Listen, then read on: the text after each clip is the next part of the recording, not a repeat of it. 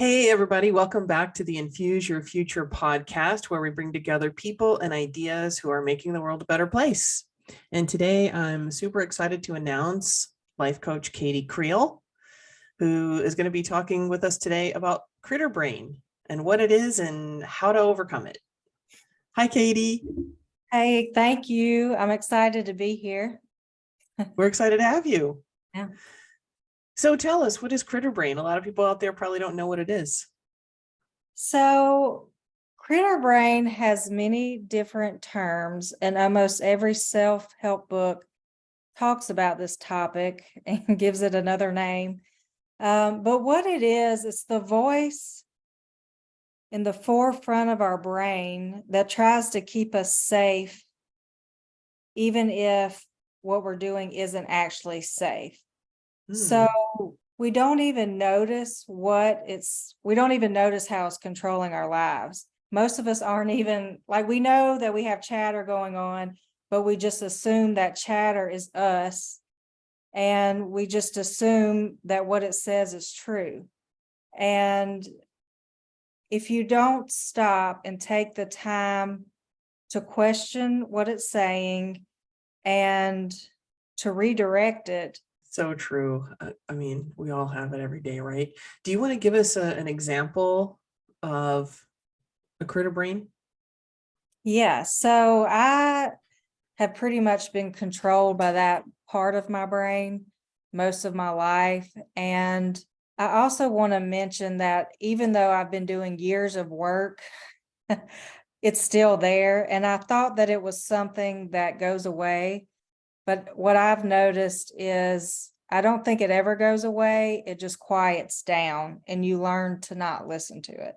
So an example that I could give you would be just from today, getting ready to do this podcast. It was very easy for me to go down in the direction of, what are you doing going on a podcast? Nobody wants to hear anything you have to say.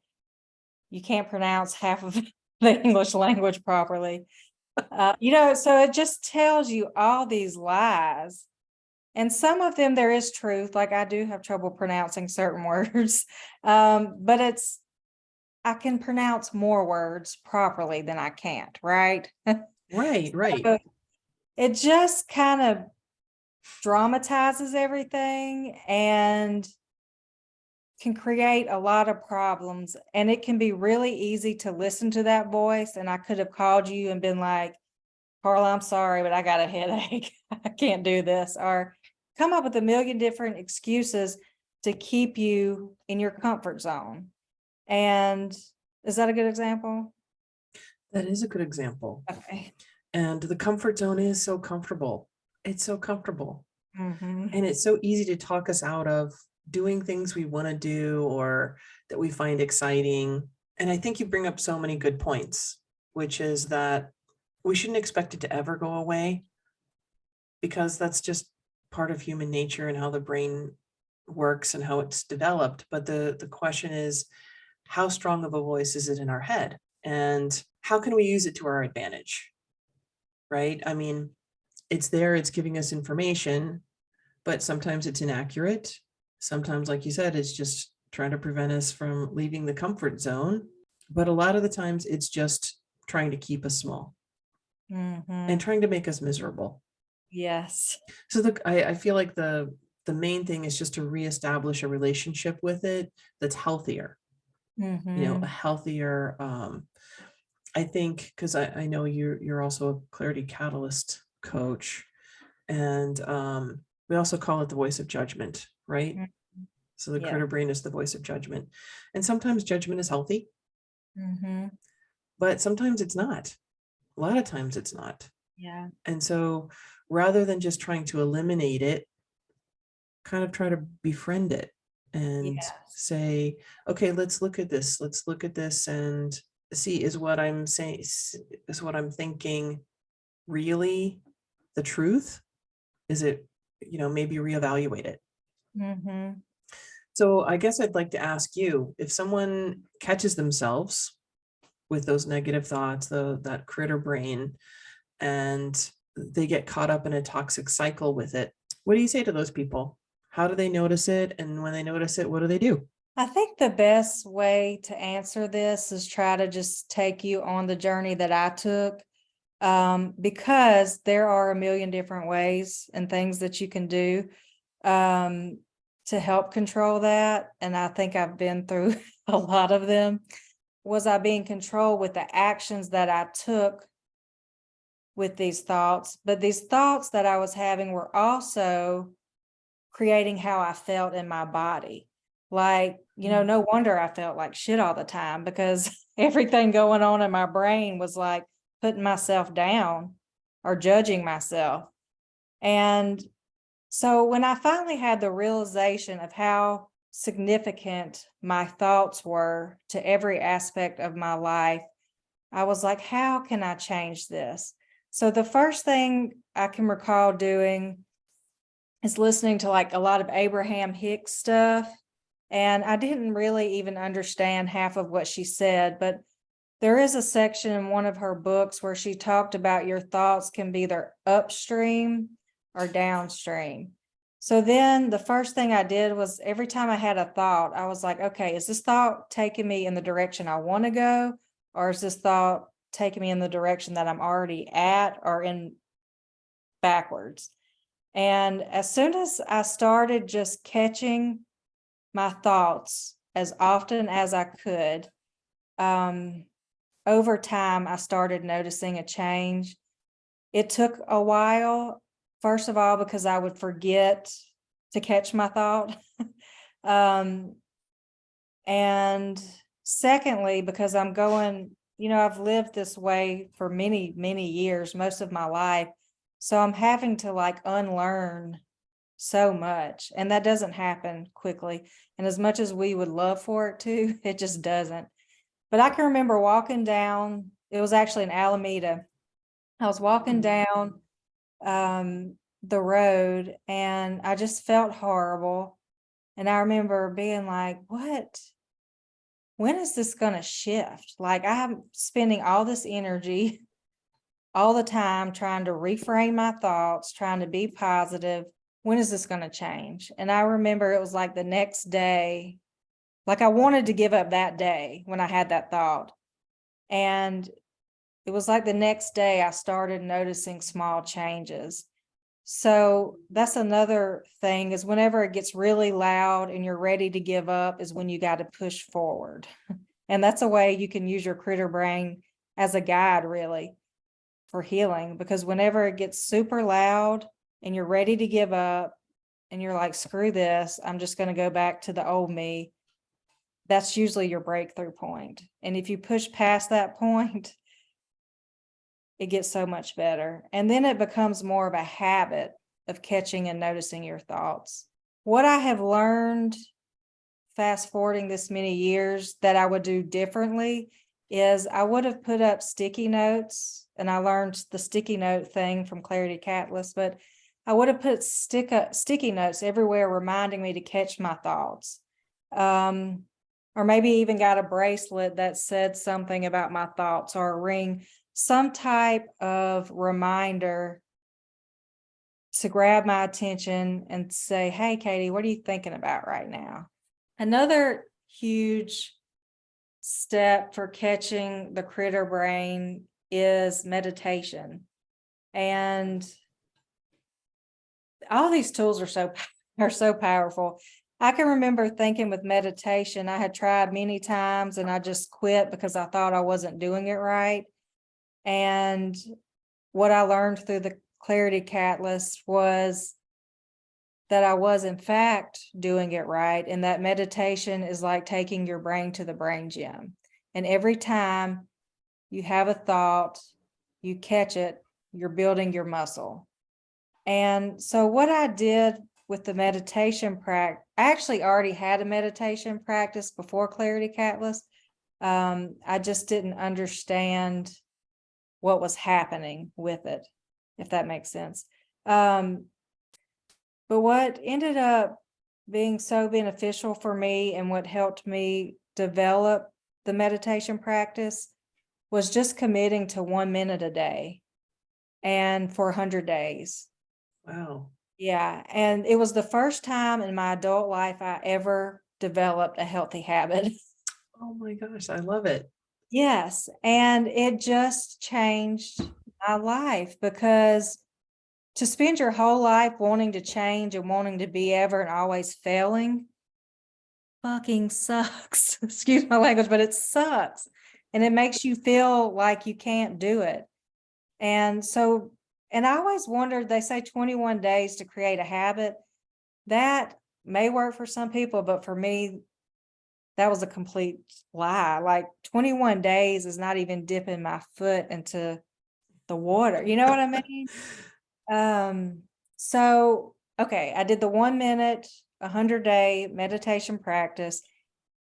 After about 60 days, it was a habit that has lasted years now.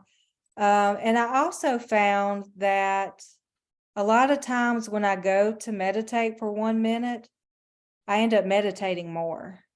I would end up sitting there for 3 minutes, 5 minutes, sometimes 30 minutes. So that was huge. And I think as you start to show yourself that you can create change, I think that also makes the critter brain quiet down just a little bit more. You know, you start to prove it wrong. And so I would recommend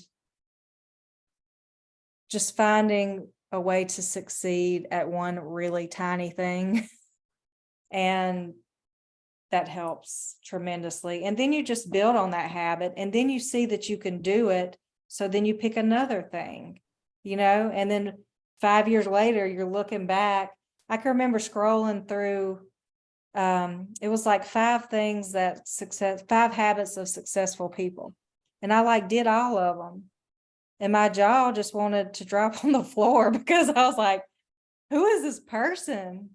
You know, like, and it all started from a commitment to 1 minute a day for 100 days.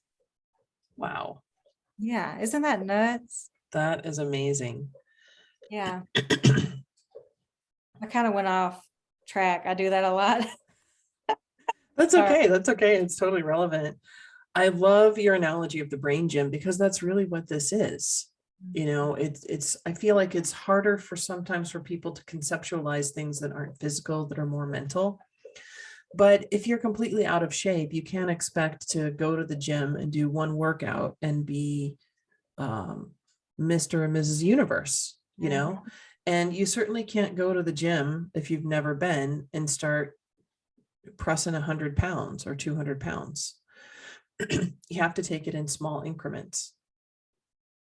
Um, so I love your idea of meditating 1 minute a day. That's so doable. Mhm. And even if it's just sitting quietly and there's no right or wrong, you just sit for 1 minute and just let your brain kind of calm down. And one Mhm. minute a day for 100 days, I absolutely love that. It's so doable. Mhm. And like you said, it helps you create a habit and it creates those small steps. Yes. Yes. I mean, one of my favorite analogies, there's a meme that's going around where they have a ladder going up to some height. And there's two ladders. One has small rungs that you just climb up one at a time. And the other one has these giant rungs so far apart that there's no way that you could climb this ladder. And I think that's true with anything in life. And so, especially when you're dealing with the critter brain, Dr. Amen calls it the automatic negative thoughts, the Mhm. ants in your head. You can't expect it to change overnight. No. So even if you can just start to notice, right? When I was trying to conceptualize this, I was thinking, and I love that you already really said all this. It's really just stopping, noticing, and then just kind of framing or reframing and evaluating what it is you're thinking about and where you need to go, you know, which road you need to go upstream or downstream, and then take action on it. Mhm. And that's really how to kind of start engaging with the critter brain in a better way. Yeah. Stop, notice, frame, reframe, and take action. And I was looking at your website right before we got on, and I love the quote that you have on your website page that says, if you want to change the world, start with yourself, by Gandhi. And this is one way you can do it, just 1 minute a day. It really is. And the interesting thing about that quote, I was trying to change the world instead of to avoid changing myself. And that's why Ooh, I didn't get it. And that until, is deep. yes, and until I started looking inward and fixing my own problems, it was then that I understood that quote. But I was like a serial, I'm gonna fix everybody but myself because I don't want to look at me. I want to look at you and help you and help you. And it was a mechanism that my critter brain was using to keep me from the pain of looking at my own mistakes or my own flaws. And so that particular quote has a ton of meaning to me. I mean, I distinctly remember, even as early as the age of 7, having tremendous nightmares about the world collapsing and me not being able to save it. And so I don't know where that message came from, but it was definitely deeply ingrained that you've got to save the world. I don't think that's necessarily why I became a doctor. I just uh, happened to see a show on PBS one day where they were doing surgery, and I was like, that's really cool, I want to do that. But certainly the mentality of save the world fed right into that. Mhm. And life happens and you get married and you have kids and you're trying to save everything, and the only the main person that's drowning is yourself. Mhm. I don't know about you, but the other kind of message that I got growing up was that it's selfish to think of yourself first. And while, we certainly don't want to grow up to be negatively selfish people, it is so true that we really have to take care of ourselves first.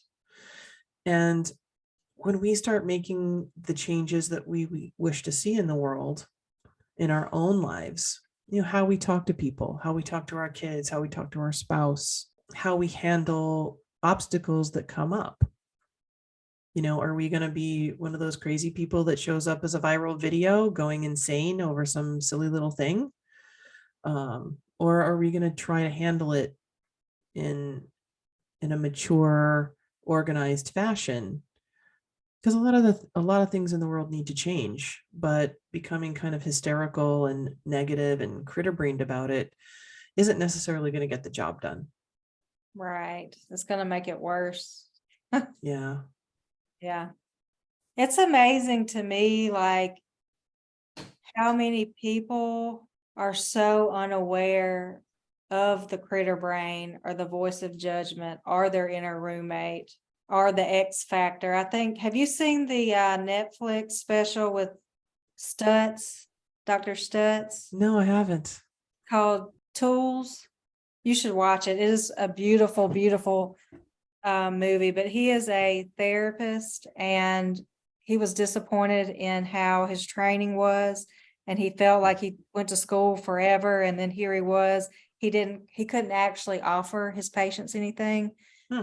And so he created all these tools to use to help people.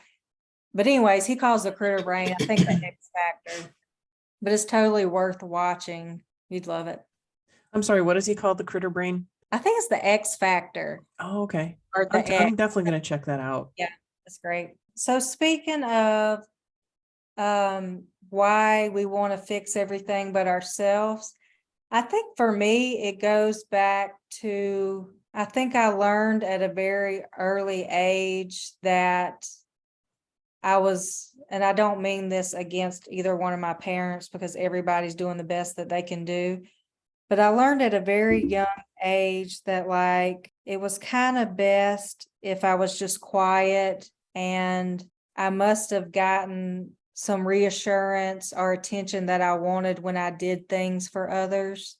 And so it was like my personality just kind of developed not into who I was, but into how to please people and how to make them like me.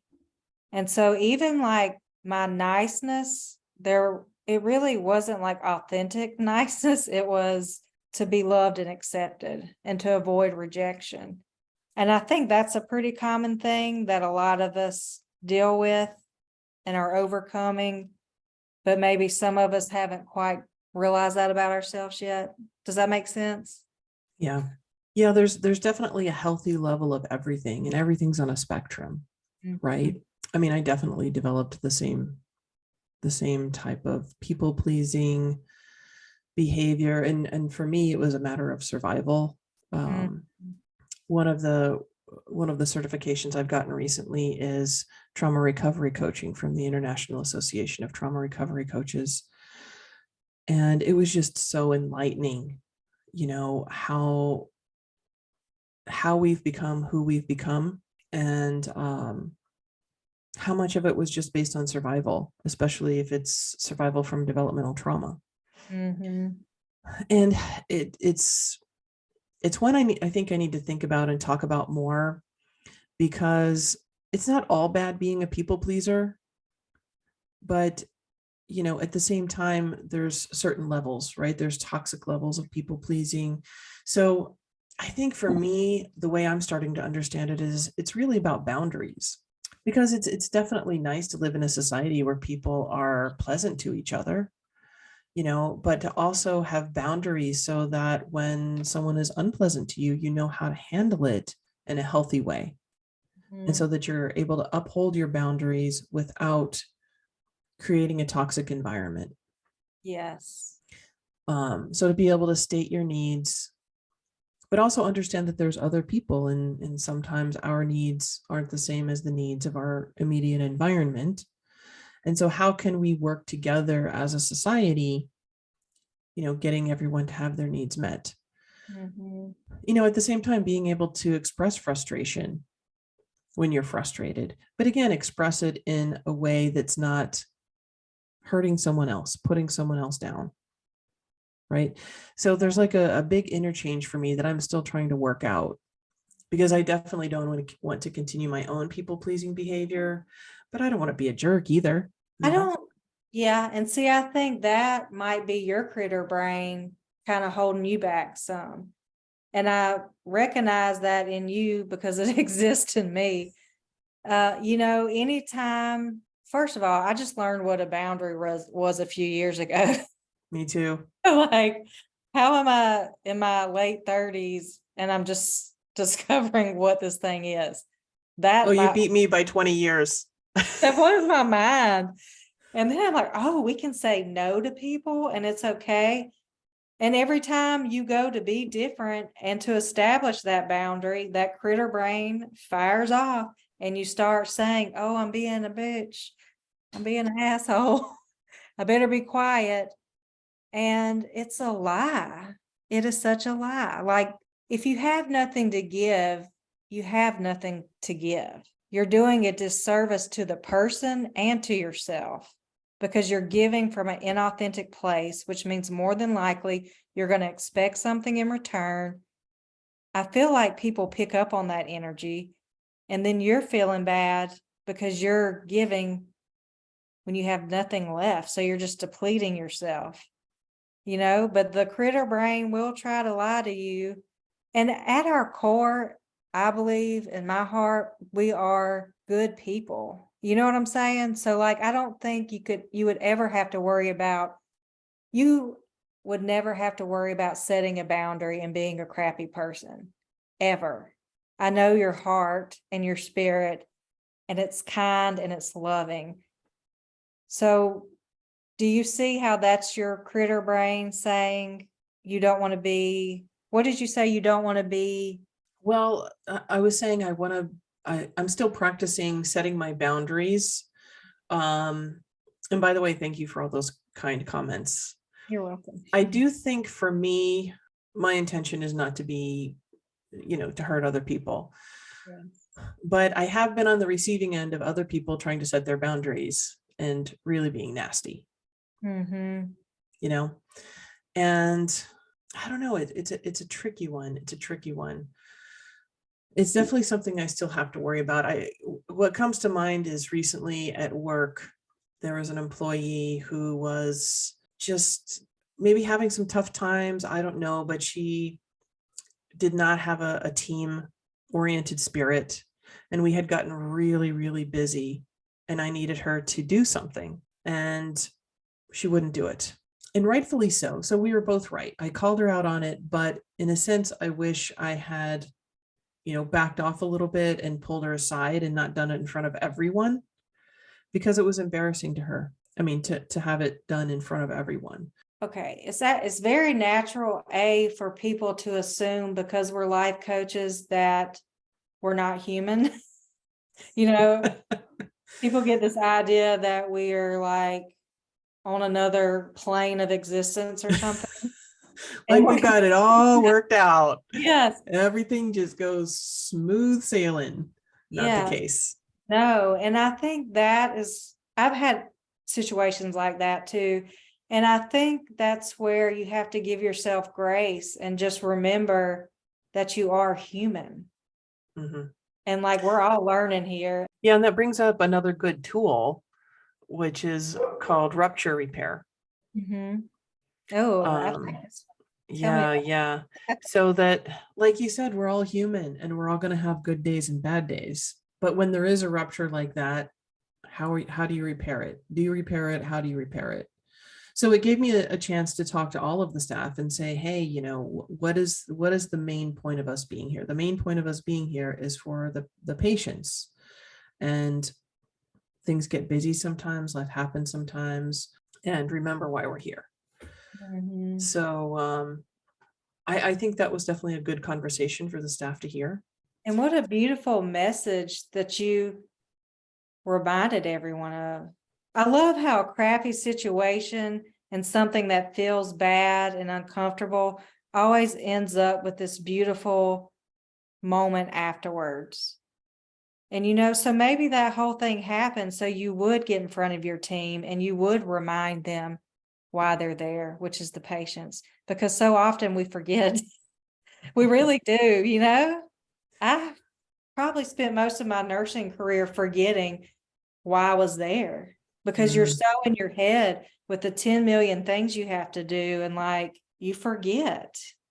But I will say using mindfulness tools and what we teach in the Clarity Catalyst totally change your work experience. I applied everything I learned from that course at work and it changed everything. And I was just like, holy cow, I could have actually enjoyed this the past 17 years, you know?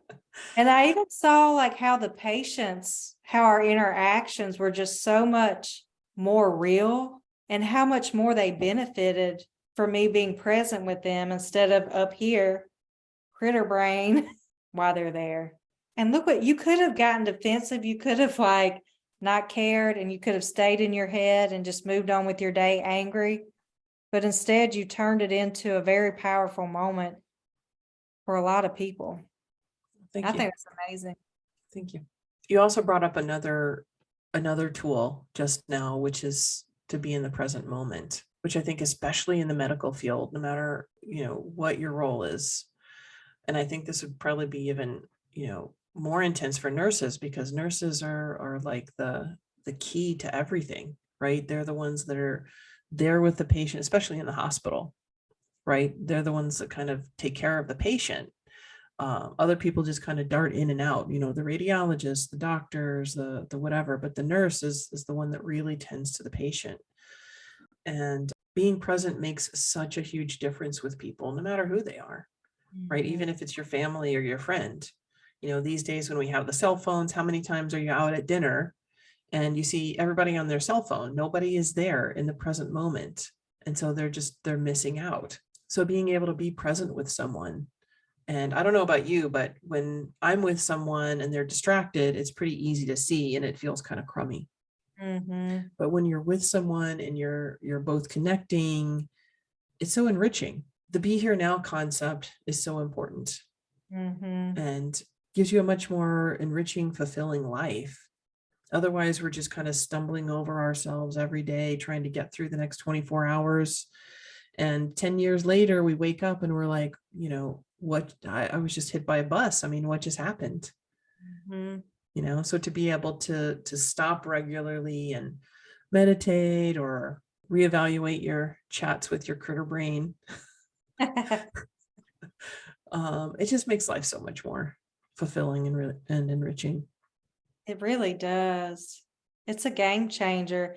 Sometimes I think about all this stuff we've learned in Clarity Catalyst and just, And, we're kind of taught that we just have this one brain. And so we're supposed to have this one personality. And you hear stories about the quote unquote multiple personalities out there and think that that's really like a pretty messed up psychological person. But as I'm learning more through this coaching and through the trauma work, it's really all kind of silly. I mean, first of all, we have a left and a right hemisphere, and they are very, very different. One is very logical and task oriented, and the other one is more kind of abstract and likes color and art and all these things. So that right there's already two. And we have all of these experiences with different people. And in some circles, they say we are all of the ages we've ever been. So we still have that inner child. If we've had a bad relationship with a spouse or a boyfriend or girlfriend, we still have that part of our personality that had certain experiences. So if you like mental health and trauma and all that, the internal family systems is really fascinating to learn about. I'm only just starting learning about it, so I'm certainly not even close to an expert. But one of the things it talks about is one part of our brain takes over the role of manager to try to manage all the little things that are happening. Especially if you're a mom, right? You have your personality when you're with your 2-year-old versus when you're with your 14-year-old versus when you're with your spouse, versus when you're with your boss or your friend, right? They're actually all different ways that you show up. And then you also, internal family systems talks about the firefighter as well, which is the part of your personality that's their survival mode. It comes out and it's ready to put out any stress that is happening. And we also have these things called exiles, where these are parts of our personality we don't want to show to the world because they're going to be making fun of.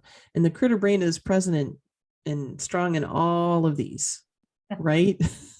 Especially the exile, which is like, oh gosh, you cannot show your authentic self. You're going to be ridiculed and ostracized and exiled. So it's pretty fascinating. And I'm not even sure how we got on this topic, but that's a good one. but it has been so nice for me to kind of, it never bothered me that I talked to myself. I never thought I was crazy. But it's nice to be able to put all of this into words and be like, I do have a different personality when I'm with my children than when I'm with my friends. And that's not abnormal. It doesn't mean I have a multiple personality disorder or anything. It's just that these are different ways that we show up. And they're all parts of the same person and parts of the same living being. But they are very, very distinct parts of the personality that come out. You know what that makes me think of, and I would like to hear your thoughts on this, but one of the things I discovered with burnout and myself was that part of the cause was the mask that I was wearing, like not being my authentic self when I'm at work. I would have a tendency to show up, think I have to be this you do have to act a certain way. You can't go in there barefoot, chewing tobacco, spit on the floor, but we're not allowed to show up as ourselves. Or maybe we are, and I'm gonna say maybe I could have and I didn't. What I found myself doing was trying to be like serious, and when a patient was hurting, I would hurt. And so it just was a horrible feeling. But when I stopped feeling what my patients were feeling, and when I stopped acting like I was this professional, serious individual, and I lightened up and opened up to my patients, I began to have fun and really embrace them, and they embraced me as well. And it made them feel better. And so then I was like, how many of us are partly experiencing burnout because we don't feel safe being our authentic self in this environment? And how is that affecting our patients? I think that's something we need to think about within the healthcare system. Because even think about like white coat syndrome. Mhm. But what if the doctor went in there instead of being professional and known for his degrees and his knowledge? What if he went in there as himself and smiled and just relaxed into his authentic self? Would that then make the patient feel more comfortable? And would then maybe white coat syndrome being their authentic self in the work environment? I think that definitely does play a role. I think, and eventually I'm going to do a podcast on this. I think, at least in my case, the biggest part of it is the moral injury, wanting to go into medicine to just spend all day making people better and doing what's best for them. And then getting into a system that's so complicated and you have to spend time memorizing or, looking up an endless number of codes to match what your diagnosis is, and having to do a diagnosis. And our system is based on sick people, so if someone comes in and they don't have anything, how do you bill for that? Mhm. And worried about getting the billing correct, or you may not get paid by the insurance company, worried about electronic medical records, worrying about audits, worrying about 5 million things other than just the patients. Mhm. And especially when you're in the insurance-based system, it comes down to volume. When you're seeing people in an insurance-based system, a lot of times you have to have the volume just to be able to cover the cost of doing medicine, cover the rent, cover the payroll. And so feeling like your options are limited because you don't want to end up with a group that's putting profit over patient. And it's very stressful. Yeah. And so for me, it's the moral injury more than anything. And that is a real, real thing. I feel so bad. I don't need to feel bad. I have a tendency to like feel other people's stuff, and I'm working on getting better about that. But I have always felt a concern or maybe empathy for physicians because most of them get in this to help, and nurses too. Mhm. Um, get in this to help and to make a difference. But once they get in there, they're told they have to see this many patients in an hour. They're told they have to do this much charting. And all these guidelines are put on them. And then there's all these protocols. And it's just like, I can't imagine how discouraging it would be to spend all that time in school, all the money in school, and then to show up for this career that just ends up not being at all what you thought it was, and with so many layers of control over what you can even do. And I think I that's like, why so many people yeah, are I like to make the analogy of an indentured servant. Mhm, And then I relate it to the critter brain, and I'm like, okay, which part of the critter brain is at work here? And how mhm, can I reframe it? mhm, So when I catch myself in this exact loop, mhm, right, I try to stop, notice it, evaluate what I want to do, and then take action. Which is what I've been doing for a while, which is how I got into the coaching, right? mhm. That's like my retirement plan, my exit plan. But yeah, it's just interesting. And if you're interested in learning more about boundaries, one of the books that really helped me understand this was the Empath Survival Guide, I think. Mhm. Oh gosh, I'm not remembering her name, but I can put it in the show notes. Uh-huh.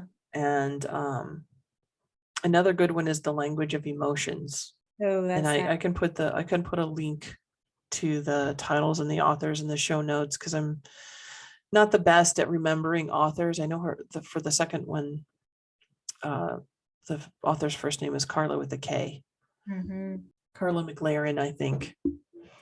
Um, but yeah, it's all about this. It's all about the setting the boundaries, the the stopping and noticing, the slowing down, the mindfulness, some type of meditation practice, for the people that are really resistant to the meditation, even taking a walk, Mhm. just anything to kind of calm everything down, quiet down all the chatter in your head, just so that you can kind of make more use of it. So I feel like we're running out of time. So I was wondering if you had any last thoughts or advice about the critter brain, and particularly if you had someone in front of you right now that needed a change, that needed to get control of their critter brain, what advice would you give them? Something that they could do right now, even if they didn't have any money. I think I would tell them to, first of all, do the 1 minute meditation for 100 days because that's free and doable. I would tell them to, as the discomfort arises in the meditation and as they start to notice how cruel they're actually being to themselves, to practice giving themselves grace and to remember that they're human. They're not alone, that almost everybody is struggling with this. It's just not talked about commonly. And I would tell them to set themselves up for success. If you don't have some sticky notes, get some gum and put a piece of paper. I'm just playing though. But find a way to put reminders around your home and in your car and on your phone to just notice and to not judge yourself, but do like what we teach in the Clarity Catalyst. Put on your lab coat and observe yourself and study yourself and get to know who you are, challenge those beliefs, and be kind to yourself. What a great way to end. Be kind to yourself. Mhm. So I know you're a life coach. Are you accepting new clients at the moment? Yes, I have 2 spots open right now. Oh, that's awesome. So if someone wanted to jump on those 2 spots and work with you, how would they find you? They could go to my website, which is www.oriendalifecoaching.com, or either just reach out to me on my Facebook page, which is just Katie Creel. I have an Orienda business page. They could go to that as well. Orienda Life Coaching in the Facebook search bar. And that's how you would do it. Okay. And we'll put a link in the show notes as well. Okay. Well, I really appreciate you joining us today and having this conversation with us. Thank you. I had a great time. And look forward to talking to you more in the future. Thank you. Okay. Bye.